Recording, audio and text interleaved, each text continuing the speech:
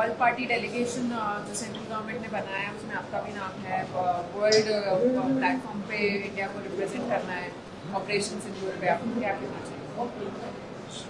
तो मैं तो शुक्रिया अदा करता हूं और जाहिर है पहलगाम के उस अनफॉर्चुनेट और बड़ी हौलनाक वाक़े के बाद जो हमारी गवर्नमेंट ने पाकिस्तान में जो टेररिस्ट हेडक्वार्टर्स को उनको निस्तो नाबूद किया और फिर उसके बाद से जो हालात पैदा हुए आप हम जानते हैं, तो ये बहुत ज़रूरी है कि हम जहाँ कहीं भी गवर्नमेंट हमको भिजा रही है, क्योंकि ये गवर्नमेंट ऑफ इंडिया की तरफ से है, इसमें तो कोई पार्टी एफिलिएशन नहीं होगा, ना रहना चाहिए। तो जो देश का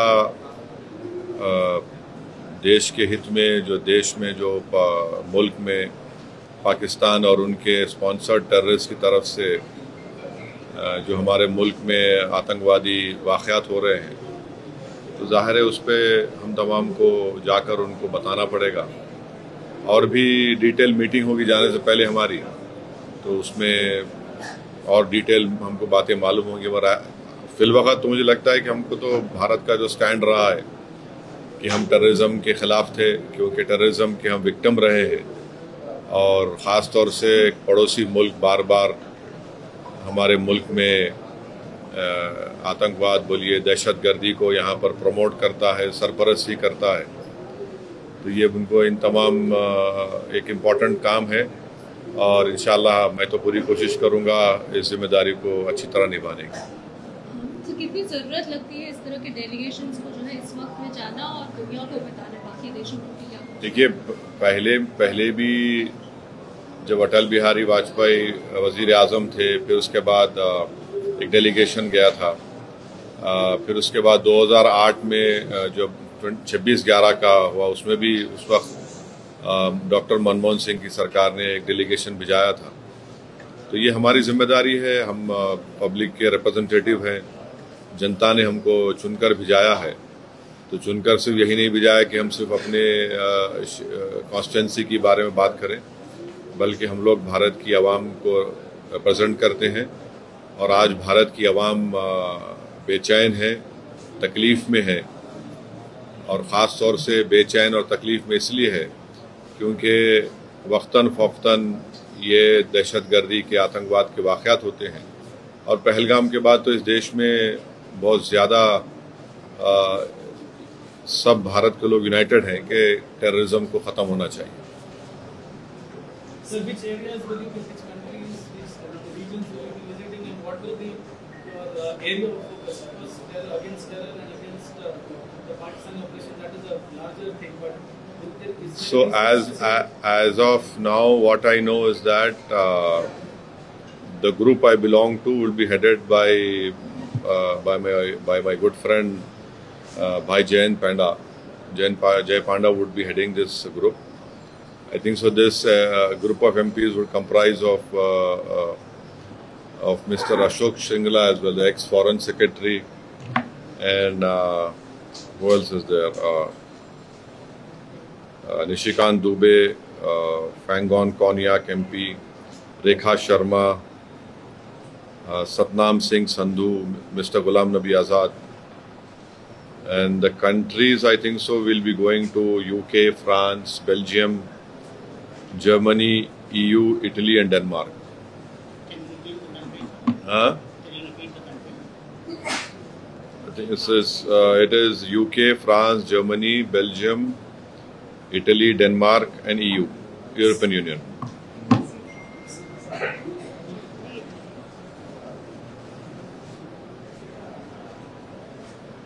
इसके बाद फिर से कोई सरकार के साथ मीटिंग होगी सर आपकी? नहीं मालूम, अब जाने से पहले तो मीटिंग होनी चाहिए।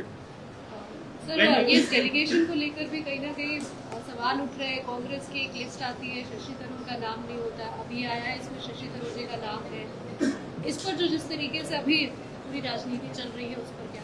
मेरी पार्टी का मेरे से पूछो, आप दूसरी पार्टी में मेरे से क्यों पूछो? डेलीगेशन के आप भी अरे नहीं, तो आप पार्टी का पूछ रहे ना, मैं कैसा बोलूंगा दूसरी पार्टी के बारे में? डेलीगेशन मेंबर्स में लिस्ट को लेकर पार्टी से पूछ लो, वो जो पार्टी के है मैं कैसे बोलूंगा दूसरी पार्टी के बारे में। मैं तो When the delegation will leave, sir? वो बताएंगे, वो आजकल नहीं बताएंगे।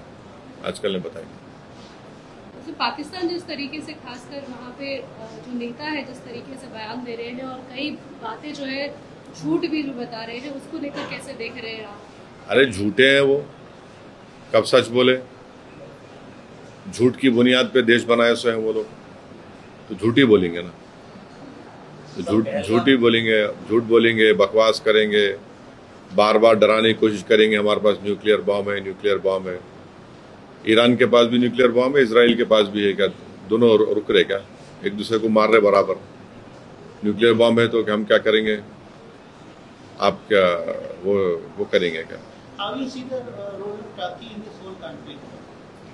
There are reports that at least 2 of their men also either injured or killed in action in Pakistan.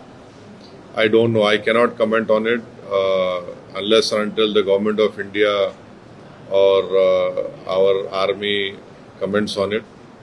But I can only say that the Turkey must reconsider their stand of supporting Pakistan, and Turkey we must remind Turkey also that there is a bank called Ish Bank, and in that bank the earlier depositors were from people of India, from Hyderabad state, Rampur state.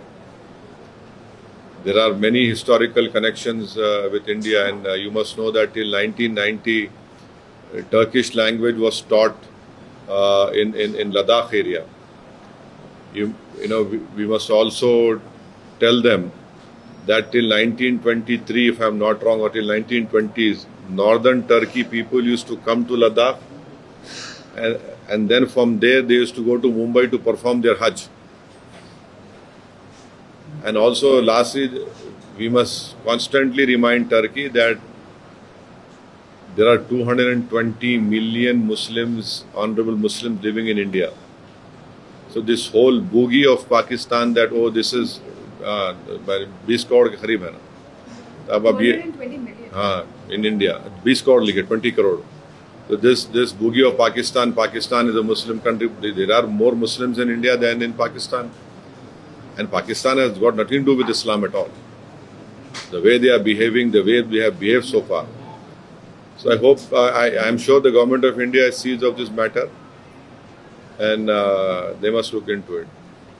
Government of India and many of the leaders, we also saw Defence Minister ने ये भी कहा है कि Operation Sindoor is not yet over, and if Pakistan continues to provoke, then India will also be giving a defeating reply to the Pakistan. ठीक है, बहुत अच्छा है, बहुत अच्छा है। हमारा अभी 2 दिन पहले 3 टेररिस्ट हम लोग मारे, पाकिस्तान के वो LET के टेररिस्ट थे। Cultural exchanges and academic collaborations are being communicated across universities with Turkey or Turkish institutions. Is this something that you support, or do you think that there should be a slightly more diplomatic approach and such exchanges should continue? No, the universities are autonomous universities. They are taking a decision. But what we must remember is that there is a joint training of pilots of Pakistan and China, right? And secondly, the majority of Pakistan military equipment is Chinese, more than 60-70%. Thirdly, these aircrafts which the Pakistanis are flying are leased Chinese aircraft. We are stuck with China at Galwan. 50,000 soldiers are right now placed over there in a tough terrain. This also we'll have to keep in mind. एक और demand बार-बार opposition, particularly जो principal opposition party है उनकी तरफ से आ रहा है, और एक स्पेशल सेशन ऑफ पार्लियामेंट का, क्या आप उसका सपोर्ट करते हैं? आपको लगता है पार्लियामेंट का सेशन होना चाहिए? ये काम तो सरकार को बुलाना है, और अगर पार्लियामेंट का सेशन बुलाती है बहुत अच्छा है। देखिए, पार्लियामेंट के रूल्स में ये प्रोविजन भी है कि आप इन कैमरा भी पार्लियामेंट प्रोसीडिंग्स कर सकते हैं विदाउट आउटसाइड वर्ल्ड नोइंग, उसका भी प्रोविजन है। तो अगर बुलाती है तो बहुत अच्छा है, वरना तो फिर अब तो जुलाई में तो मानसून सेशन होगा ना, के बाद पूरे पाकिस्तान का सोशल मीडिया आपको टारगेट कर रहा है सर, किस तरह से आप कड़ा रवैया? बिल्कुल, हम पाकिस्तान के दूल्हे भाई हो गए आजकल। हम ही दूल्हे भाई है पाकिस्तान के, कोई नहीं रहा वहाँ पे, हम ही रह गए। इतना बेबाक, इतना हैंडसम को दिख ही नहीं रहा पाकिस्तान वालों, खाली मैं ही दिख रहा हूँ भारत से। देखते रहो प्यारे मेरे को, सब सुनते रहो, ज्ञान बढ़ेगा।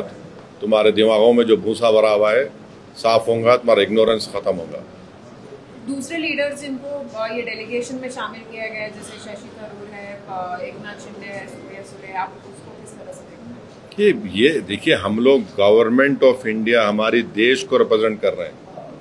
कोई हम लोग MIM पार्टी, NCP पार्टी या वो पार्टी को रिप्रेजेंट नहीं कर रहे हैं। हम लोग मेंबर ऑफ पार्लियामेंट जरूर है, एक पार्टी के तरफ से इलेक्ट हुए हैं, बट ये जो काम है हम अपने मुल्क की नुमाइंदगी करने, मुल्क में क्या हो रहा उन देशों में जाके बताने के लिए, कैसा हमारे मुल्क में हमारी बेटियां बेवा हो रही हैं, हमारे बच्चे यतीम हो रहे हैं, कैसा पाकिस्तान इस मुल्क को डिस्टेबलाइज करना चाहता है।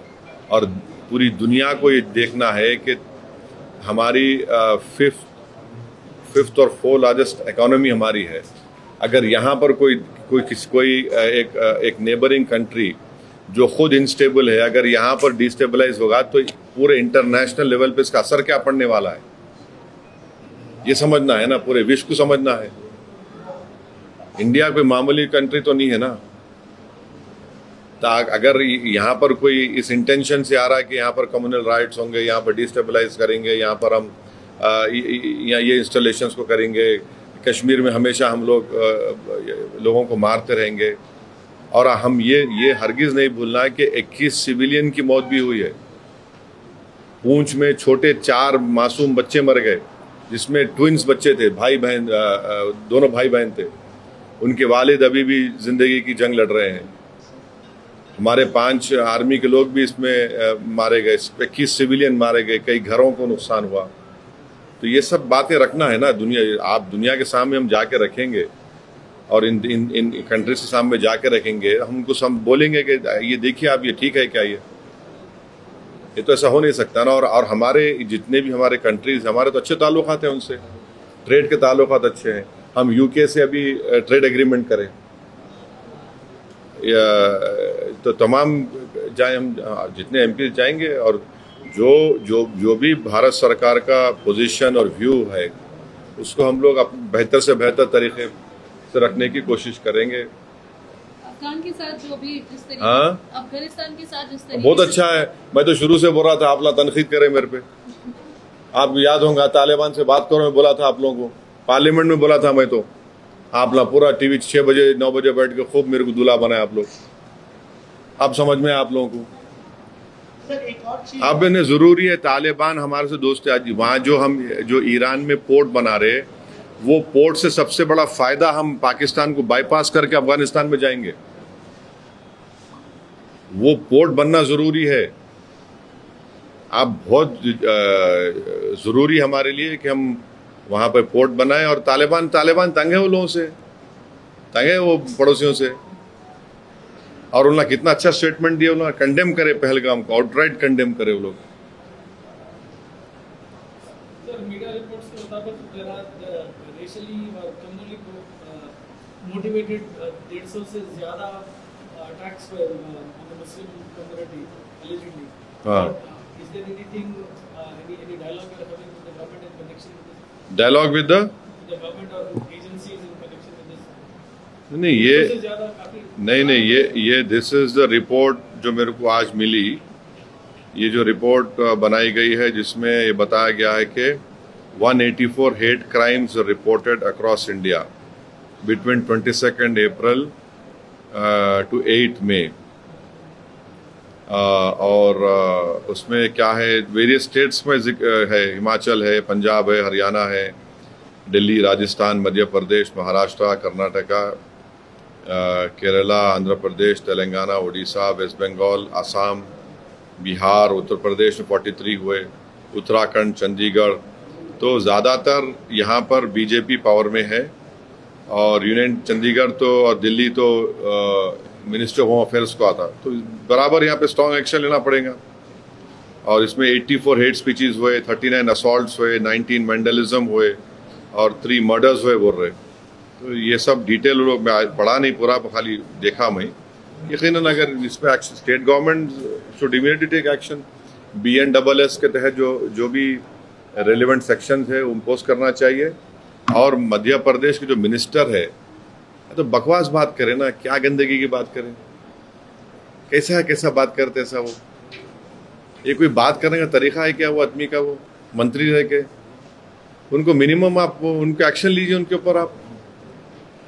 जब हम इतना फख्र के साथ अपने स्पोक्स पर्सन को पूरी दुनिया के सामने बिठाते, इन उठा के उसको एक रिलीजन से जोड़ के और फिर उनके रिलीजन को मिला दिया, वो टेररिस्ट के बोल के, ऐसा ये कोई बात है? ये तो हाईली कंडेमनेबल चीज है ये तो। और ऐसे वक्त पे, और मैं तो सुना कि इससे पहले तो उन्होंने एक्स चीफ मिनिस्टर की वाइफ को भी कुछ बोले सो है। अरे बकवास करेगा क्या ये शख्स? बैठ के बोलो आप, अभी भी ये कोई ये इस तरह की बात करते हैं कोई महिला के बारे में आप? इससे मालूम होता है कि उनका माइंडसेट कितना गंदा है। टर्की से जो अभी ट्रेड के जो रिश्ते हैं उसको आपको लगता है कि? देखिए अभी जो टर्की का जो है ना, हम लोग ज्यादा एक्सपोर्ट कर रहे हैं वहां पे, इंपोर्ट कम हो रहा, वो भी देख लो आप। और टर्की में कितने इंडियन बिजनेस के ऑफिस है वो भी देख लो आप, क्योंकि टर्की जो है यूरोपियन कस्टम का मेंबर है। तो अगर आप कोई ऑफिस टर्की में खोले तो जितने, अब जैसा पुंज एंड लॉयड एक कंपनी है, उन्होंने टर्की में उनका ऑफिस है, तो उन्होंने क्या करते, कोयला खरीद के लाके टर्की में डंप करते। जर्मनी में गए तो उनको 100% टैक्स देना पड़ता। वो भी गवर्नमेंट को देखना चाहिए। गवर्नमेंट को डिसीजन लेने का है, वो गवर्नमेंट बराबर ले सकती है, मगर टर्की को समझना है कि जब आप KPP और सीरिया में YPG बोलते, उनके खिलाफ आप बॉम्बिंग करें, अपने कंट्री में भी करे, इराक में करे, फिर इराक में जब मसूद बरजानी से उनका एग्रीमेंट हो गया वहां पे, तो आप रुक गए। फिर आप सीरिया में भी करते थे। अब सीरिया में आप, जुलानी आपका आदमी है, जो जुलानी को आप सपोर्ट कर रहे, वहां पर भी आप उनसे एग्रीमेंट करें। अब KPP के आप जो अब्दुल्ला ओकलान, उनका बहुत बड़ा लीडर है, उसको आप बातचीत कर रहे, उसमें 40,000 लोग उनके मारे गए। तो टर्की को समझना चाहिए, जब आप विक्टिम है तो हम भी तो विक्टिम है।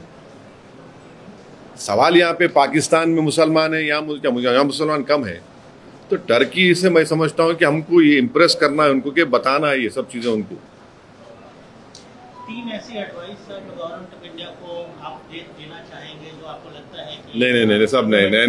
अब आशीष देखिए, ये सब आप प्लीज डिप्लोमेटिकली कैसे हैंडल किया जा सकता है और ज्यादा इस इन्वेशन? नहीं अब ये डिप्लोमेट देखिए, मैंने ये कहा, फिर से कह रहा हूँ कि सीज फायर का अनाउंसमेंट हमारे प्रधानमंत्री को करना चाहिए था, कोई दूसरे देश के प्रेसिडेंट करना नहीं चाहिए था। और फिर वो उस देश के प्रेसिडेंट बार बार बोल रहे ट्रेड करेंगे। क्या ट्रेड करेंगे? पाकिस्तान से कितना ट्रेड होता मालूम आपको? US का ओनली 10 बिलियन। इंडिया का US से कितना ट्रेड होता? 150 बिलियन के ऊपर होता। अब फिर ये हम जो अभी ट्रेड एग्रीमेंट कर रहे हैं US से, उसमें टारगेट है 500 बिलियन का। ये क्या मजाक है क्या? क्या ट्रेड के लिए हम वो खामोश बैठ जाएंगे क्या? और क्या अमेरिका गारंटी ले रहा है कि हमारे पास दोबारा पाकिस्तान आतंकवादी हमले नहीं करेगा? और फिर कौन गारंटी ले रहा है कि ये पाकिस्तान, तो आप पाकिस्तान की मिलिट्री हमेशा तंग करने वाली, इंडिया को नहीं रुकने वाले। कैसे हम कब तक हम ये सब तमाशों को बर्दाश्त करेंगे? तो ये चीज़ें हैं। हम तो मैं अपनी गवर्नमेंट से बोल रहा हूँ, मेरे को कोई दूसरे फॉरेन गवर्नमेंट से मतलब नहीं है। मगर ट्रेड आप बार बार बोले, क्या ट्रेड है भाई? पाकिस्तान से क्या ट्रेड करेंगे आप?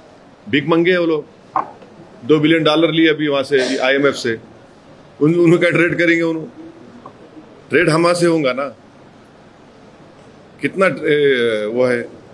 जब हम तो इतना ही US से हम एक्सपेक्ट कर रहे हैं कि USA TRF को फॉरेन टेररिस्ट ऑर्गेनाइजेशन घोषित करेगा। और हमारी गवर्नमेंट से हम रिक्वेस्ट भी करेंगे कि उनको बताए आप, TRF should be designated as a terrorist, foreign terrorist group in US, in UK.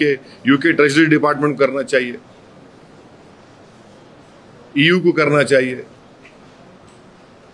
TRF कुछ भी नहीं है, बल्कि पाकिस्तान स्पॉन्सर्ड LAT का एक ग्रुप है वो, जो पहलगाम में हत्या किया और अभी पर 3-4 दिन पहले भी हुआ. Foreign media is reporting on what they perceive, or according to them, are military losses on both sides, including aircraft. How do you see this? See, Should there be more clarity? no, clarity will come out, but as of now, the air chief what has said is that what is important, I'll just reiterate what I heard, is that our pilots are safe. And today the Pakistani Prime Minister said he was swimming in the morning, he got the good news. तो पूरी हवा उनको पूरा पानी उतर गया उनका. पानी में तीर रहे थे, गुड न्यूज मिला, पानी उतर गया पूरा उनके घर के करीब था वो. ट्रम्प की जो जिस तरीके से बयान आ रहे हैं लगातार, एक तो न्यूक्लियर और दूसरा जिस तरीके से उन्होंने कहा कि मैंने ही मीडिएट किया है, आपको लगता है कि इसके बाद कम से कम भारत को जो है जवाब कम से कम ट्रम्प को देना चाहिए या ट्रम्प की तरफ से? हमारी गवर्नमेंट ने कह दिया कि हम कभी भी मीडिएशन को एक्सेप्ट नहीं करते. हम शुरू से हमारा कंसिस्टेंट स्टैंड रहा इस बारे में. अभी गवर्नमेंट ऑफ इंडिया के रिप्रेजेंटेटिव में भी कहा कि ये बात सही नहीं है. अब ये बार बार ये जो बोल रहे हैं, तो जाहिर है कभी ना कभी तो हमारे देश के पॉलिटिकल लीडरशिप को उसके बारे में बोलना पड़ेगा. ट्रेड क्या ट्रेड है पाकिस्तान में? बार बार क्या ट्रेड है पाकिस्तान का? अरे जो IMF के सामने भीख मांग रहा, क्या ट्रेड करेंगे उन्हें? जो पाकिस्तान एक चाइना का क्लाइंट स्टेट बना हुआ है, CPEC चाइना इन्वेस्ट कर रहा पूरा. जो कश्मीर जो POK हमारा है, वहां से लेके गौदार पोर्ट तक पूरा चाइनीज इन्वेस्टमेंट है. बलूचिस्तान में उनका इन्वेस्टमेंट है. इनके पास क्या है? लोगों के पास उनके प्लेन, उनके हथियार चाइना के. क्या ट्रेड करेंगे? ट्रेड क्या है ये तो ठीक नहीं है ना. Thank you.